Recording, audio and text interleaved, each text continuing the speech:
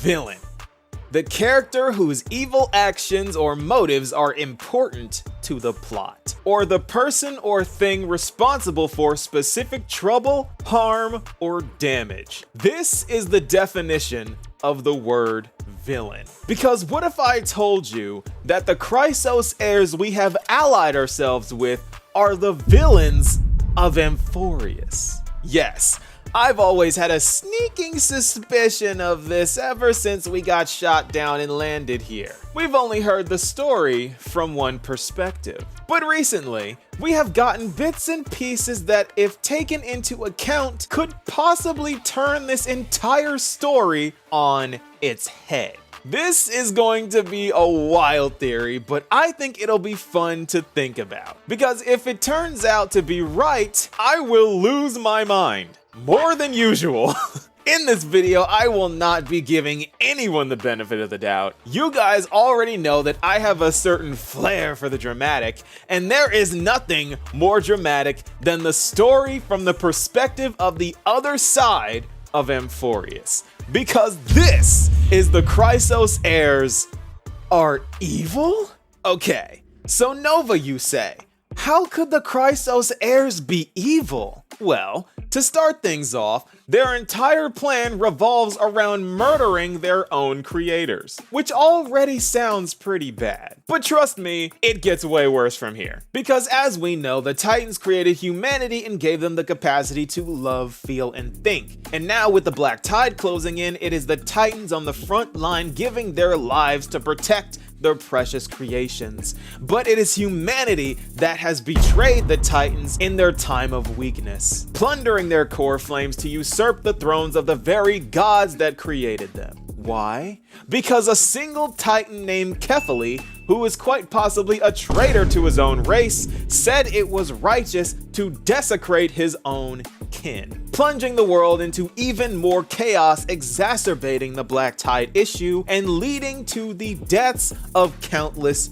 humans. Something you would think a Titan of creation would avoid at all costs. Yes, Kephaly along with Nestia and Circes are Titans of creation that, and I quote, molded life with their hands. Which explains why Kephaly is protecting Akima. But this does not explain anything else. Nor does this explain why Kephaly took it upon themselves to give the Chrysos heirs the prophecy in the first place. Because the more you think about it, the less sense it makes. Why would a Titan of creation give a prophecy regarding the fate of the world and how to save it? And this gets even more suspicious when you play through the latest story and you hear that the Time Titan calls the prophecy false. Orynyx, the Titan of fate, the one that weaves the threads of time upholding the past, present, and future of the world, ensuring the flow of all things. This Titan disagrees with Kephaly's prophecy, and if anyone knows what a true prophecy is, it would be the literal Titan of fate. Meaning that it is very possible that Kephaly's love for their creations has turned their judgment against their own kind, because fate itself disagrees with Kephaly's prophecy. But even though Kephaly's prophecy is dodgy at best, and the so-called world-bearing Titan disagrees with the Titan who literally upholds the future, the true culprits are the assassins employed by Kephaly, the Chrysos heirs. Which brings me to the first and quite possibly worst Chrysos heir, Aglaea. You see, she may seem like a stern yet forgiving leader of heroic warriors, but in reality, she is a maniac, hated by her own people that she sees herself as saving. And you may think, oh, this is just the radical heinous priests that would rather die than live in her city. But then you realize that Craterus even said that she was a warmonger who has started civil wars for thousands of years. And then you realize that her own people hate her and are looking for grounds to dethrone her. And when you take all that into account, that's not the best track record. How bad does this woman have to be hated by her own people? And I don't mean the people that admire her dressmaking work. No, I'm talking about the Council of Elders. They can't stand this woman. But even though they are displeased, they're still civil about it. Aglaea just threatened to kill this woman. But that's besides the point. Aglaea is going cold and is losing all feeling, which extends to compassion. Remember when she almost executed Chrysos for threatening Trinan without so much as a trial? Trinan, the demigod, who is more than capable of defending herself. Remember, all of the shards of Tribios can use the sentry gate. If she really wanted to, she could have just portaled him to wherever this is, and he ain't coming back. In addition to that, so what if he took the trial and failed? So did Finon. It doesn't harm anything. She wanted to kill off Chrysos because she knows he doesn't like her. This was just a petty act from someone who is losing their sense of compassion and understanding, leaving only self-righteousness in its place. She only wanted to kill him because he exposed her. Because apparently over the course of a millennium, Aglaea has started civil wars that have led to the fall of countless cities due to her ruthless pursuit of the prophecy. And when a Kremnoan of all people sees war as this extreme, it must have truly been horrible. Let that sink in. A devout follower of strife called Aglaea out for starting civil wars. That alone is crazy. And you know how Aglaea responded?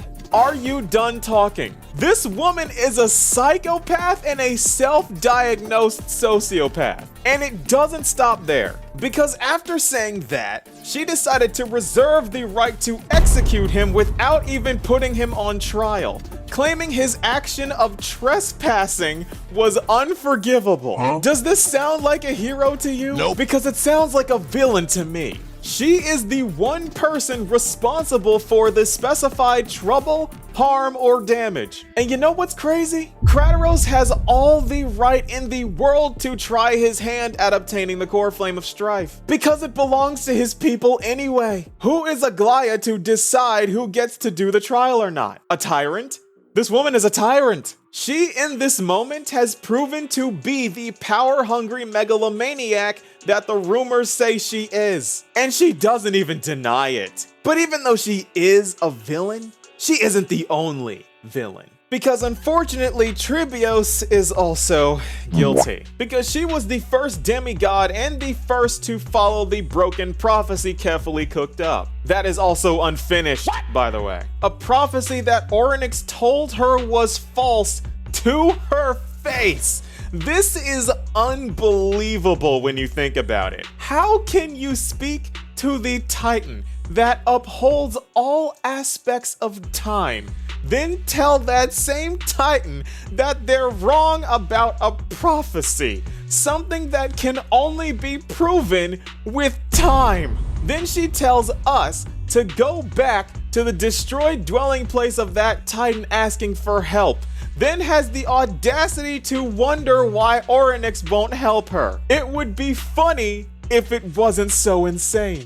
But you know what is more insane? That Tribi uses miracles that break time.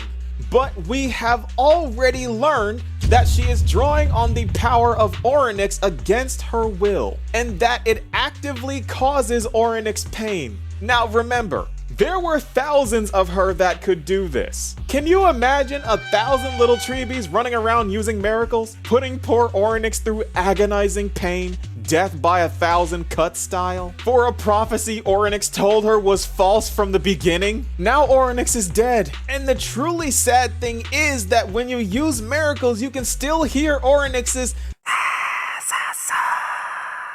every time you use a miracle, meaning that even though Orynyx is dead, they are still tortured by Tribi's miracles. Poor Orynyx cannot even rest in death because of the Chrysos Heirs. We are not the good guys. All it takes is a perspective shift to see this story in a totally different light. And I'm a little concerned, because when you take away giving the Chrysos Heirs the benefit of the doubt, it looks awful for him. And I get why people wouldn't trust Aglaea. Even Anaxa thought he would be going straight to jail as soon as he got to Akima. And bro didn't even do anything. Now, either all of these people are crazy or they're right. And honestly, I don't know what to think. Because Aglaea implies that there has been 1,000 years since they got the last core flame. This means that the 1,000 years of civil wars Chrysos mentioned accomplished nothing. They better be right about Kefali's prophecy is all I know. Because this is bad. Real bad. The Chrysos Heirs are doing just as much damage as the Black Tide. Probably an exaggeration, but still. I know the theme of Amphorius is sacrifice, but wow. Their actions don't line up with the idea of heroism. Quite the opposite, actually. So, when you take all of this into account, the Chrysos Heirs are evil? In all seriousness, probably not. I'm stacking the deck against them for sure, but let's just say they gave me a full deck of aces to start with. All it takes is a change of perspective and our heroes can easily turn into villains. And of course they would see themselves as heroes, because the villain is always the hero of his own story. I can already see the comments now. We've gone full Enigmata with this one. And yes, I have. But you're not so sure about where you stand anymore either, are you? I'm sure you'll be giving Aglaea a healthy dose of bombastic side-eye the next time we see her. Because I know I sure will. Because Aglaea never told us about the Civil Wars. We weren't present for that argument, and I don't think she intends on telling us. Admittedly, this is another one of my crackpot theories. Take it seriously at your own risk, but it is always fun to entertain the argument, right? To be honest with you, I don't know what I believe anymore. But what do you guys think? Be sure to let me know, and I'll see you all in the next video. Peace, y'all.